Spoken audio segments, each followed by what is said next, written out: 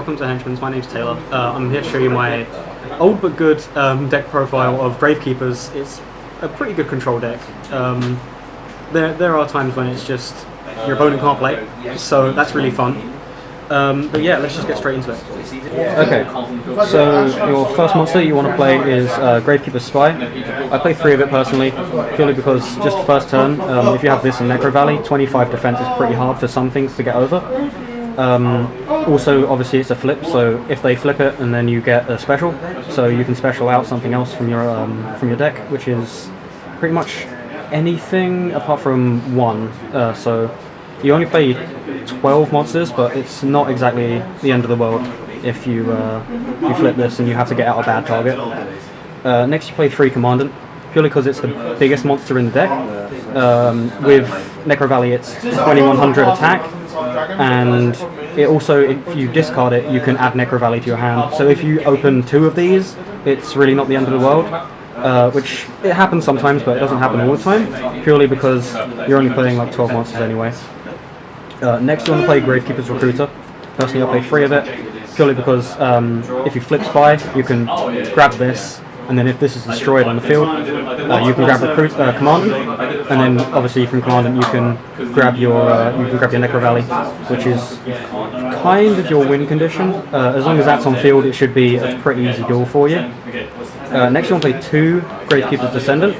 I only personally play 2. You can bump it up to 3 if you want, but I'm trying to keep the monsters low for this, purely because you're playing stuff like Card of Demise, and you don't really want to see too many monsters.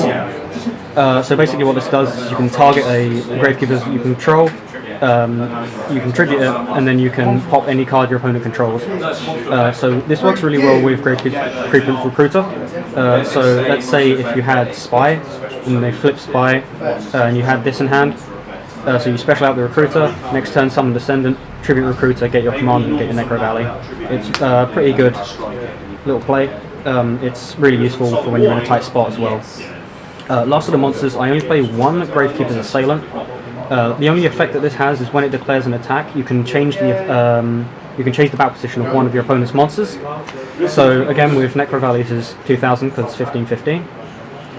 So you can grab it with either Recruiter or you can grab it with Spy, because they're both got the 1500 limit of specialing or adding to hand.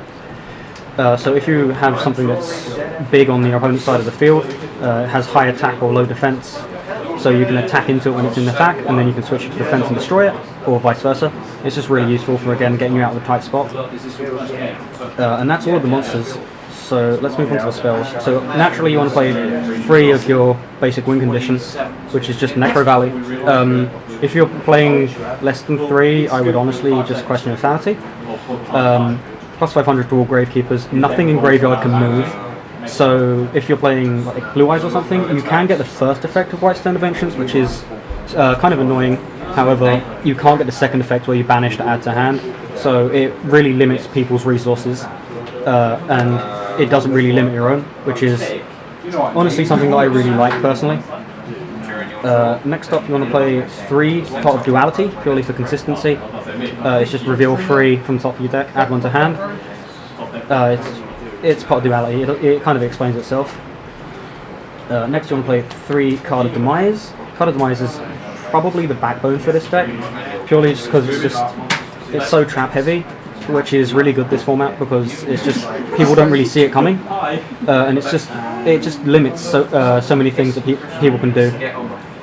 So basically what you want to do is you want to practically empty your hand, so even if you have stuff like your duality and stuff in hand, and you've already resolved the duality, so if you have a second one, you just set it and then you just activate Card Demise. If you do have a monster, activate this in main phase 2, because it's for the rest of the turn. Your opponent takes no damage, and you can't special summon the turn you activate this. So you draw up to 3, and then at the end of your turn you discard your entire hand, but hopefully if you activate this you will just draw all spells and traps. Next up, I play 2 Gravekeepers Stealth. Gravekeepers Stealth is really good because it just basically says to your opponent, hey, look, I can move from graveyard, why can't you? Oh yeah, that's right, it's Necro Valley. But basically, this just adds 2 of the Gravekeepers from graveyard to hand, and it's unaffected by Necro Valley, so it's just really useful for when you want to try and recycle your commandants and get to a second Necro Valley, even if you don't have one. It's always nice to have one in hand anyway. Next is probably one of the best one-offs in the game, personally. Royal Tribute. If you control Necro Valley, both players discard any monsters in their hands. So if you're playing against something that has a lot of monsters in hand, like the other day I was playing against Lunar Light, they had about 6 cards in hand and they discarded all but 1, which was pretty crazy. And especially when you're playing only 12 monsters, most of the time you just don't do anything to your own hand. So it's really useful. I play 1 Regeki in main, but that's purely just because of how old this deck is personally. It just really helps, especially if your opponent's established a really big board. Yeah, you sure have Descendant, but if you don't get to Descendant, you'll probably get to Regeki in the end. So even if you just board wipe set Spy Pass, it's really good. Next, you play 1 Upstart Goblin, it's Upstart Goblin, you draw a card, and then your opponent gains a K. It's pretty good. It's really good for Grand Game as well, because you can always just slowly dink the 1,000 off them. And then the last of the spells, I play 1 Book of Moon. When the new format comes out, I'm thinking of actually switching this out for a second compulsory evacuation device, which I actually play 1 of at the moment, purely because, formats. But it's just targets 1 monster on the field, change it to face down defense. So if your opponent has something you really don't want to deal with, you can just book it for the turn. Moving on to the traps now, so you want to play 3 of the only battle trap that I personally play is Free Storing Mirror Force. It's really good because it's just, especially with links, it just bounces everything. And links are just so it just requires so many resources, and it's just such a great answer to that. Obviously, you can play stuff like Quaking and regular Mirror Force, but I would recommend putting those inside if you want to. I personally don't, but it's whatever. Next, I play 3 Solemn Strikes because it's Solemn Strike. It's just really good, especially for when you want to just slowly chip away at your opponent's board, which you can do, and it's just really effective. Especially when you put it in combination with some other cards in the deck. You pay 15 and then you negate and destroy a special summon monster or an effect. Next up, we want to play 2, lose 1 turn. You can play 3 if you really want, but with Demise, if you see 1, you'll probably see all of them if you're playing 3. So I personally like to keep it. So basically what this does is you have to have no special summon monsters on your side of the field. If your opponent special summons something, or if either of you special summons something, it's put into defense for the turn and you can't activate its effects that turn. So it's literally, you lose a turn. It's really good because it just slows down things that you don't want to deal with, and it just really helps. It just makes other decks play at your speed, which is really cool. Next is the 2 other play 2 Imperial Tombs of Necro Valley. Again, you don't want to see it stupid amount of the time, but you want to see it because it's basically Solemn Judgment for the deck. So when a spell, trap, or monster effect is activated whilst both a Gravekeepers monster and Necro Valley is on the field, negate and destroy it. Negate the activation and destroy it, but you can only activate 1 turn, obviously. So it's literally Solemn Judgment for the deck. The only requirement is that you have to have both Necro Valley and a Gravekeeper monster on field, which usually happens because Gravekeepers monsters you want to keep around for a while, and if you don't, then it's just kind of like you really need to keep drawing, I guess, until you get that Necro Valley and that and a decent. It works really well with Commander. Moving on to the last few, these are all one-offs. So I play 1 Solemn Judgment, basically just the 3rd Imperial Tombs, in the same way that the Imperial Tombs are the 1st and 2nd Solemn Judgment. I play 1 Solemn Warning just because it rounds off the Solemn package really well, and it's just such a great answer to practically anything your opponent tries to do 1st or 2nd turn. And then finally I play one compulsory evacuation device, and like I said, I'm thinking about bumping this up to 2 once we get to the next form. Moving on to extra deck. This is something that you don't really go into with a deck, but it's something that can really help answer some problems that you're having. So first you want to play Key Beetle, because this just protects stuff that you don't want to get destroyed.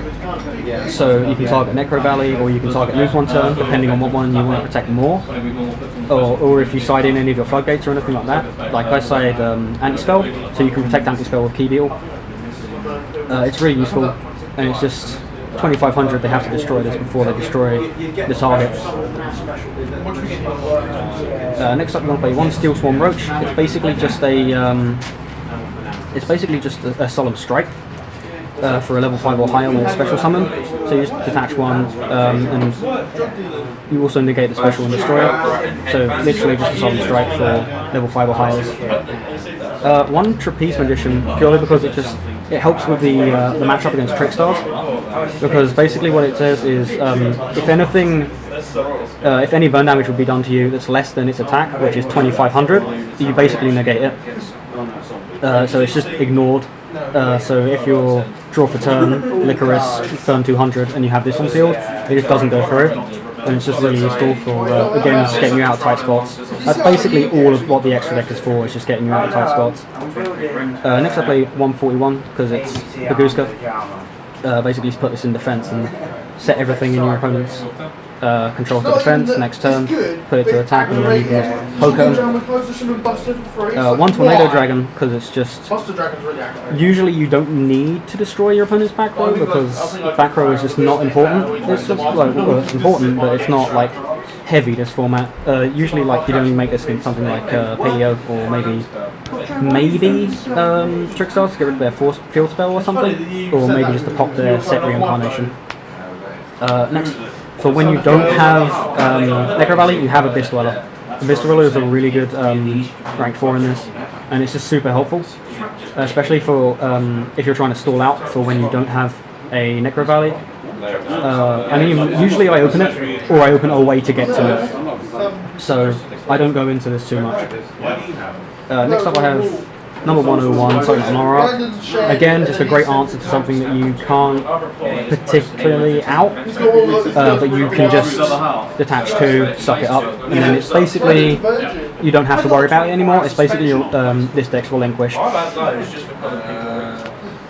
I play Castel. It has 2 effects. So the first effect is detach 1, and then you can basically Book of Moon something your opponent controls, or you can detach both of the materials and you can spin something back to deck. It's really useful, especially for when your opponent has something, again, that you just can't out, you can't get rid of.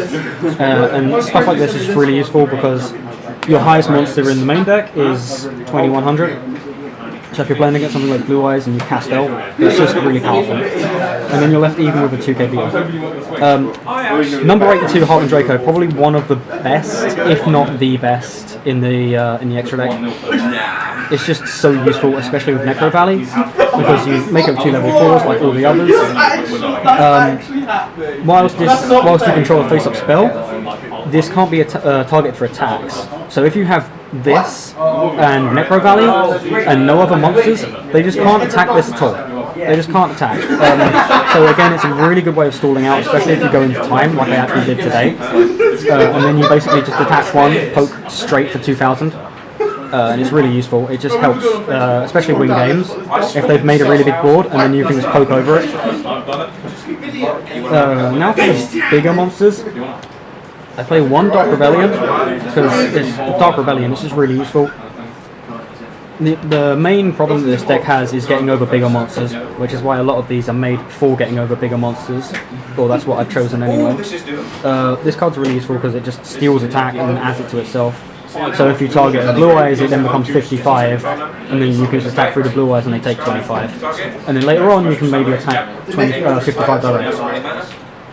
Next I play the full Utopia package with Prime. Personally, just because if you get this out, it will stay for a while, unless they strike it actually. However, if you do get this out and you only have 39 underneath it, you only can use its effect once because you have to detach 2. So I prefer to play Prime purely because it's just you get to do it twice, and then also you just don't need the extra deck space really. So it's just really useful. One of the last cards, so we've got 2 left. Cowboy is honestly so useful, especially for finishing games. I think the only I actually went to a locals once and I was playing against someone playing something like Archfiend, and basically I got this out, defense position, detach 1, burn for 800 per game, both rounds. I went 2-0. So this card is really useful, especially if you just can't finish them off that turn. And then finally, because I play 2 Waking the Dragon, the new trap in the side deck, I actually play 1 Ultimate Falcon, which is just 3500 beta, can't be targeted by anything at all. So Waking the Dragon is a really useful card because it's basically, if this card is destroyed whilst it's face down, and if your opponent destroys it, you can special summon any monster from deck or extra deck basically. So you just, this gets set, game 2 and 3 you basically slide this in, they pop it, Waking the Dragon activates and you just bring out a 35 beat stick that they now have to answer without targeting it, and it's just unaffected by everything. It's really useful. But yeah, that's pretty much it. Only thing left I have to show you is my field center. So yeah.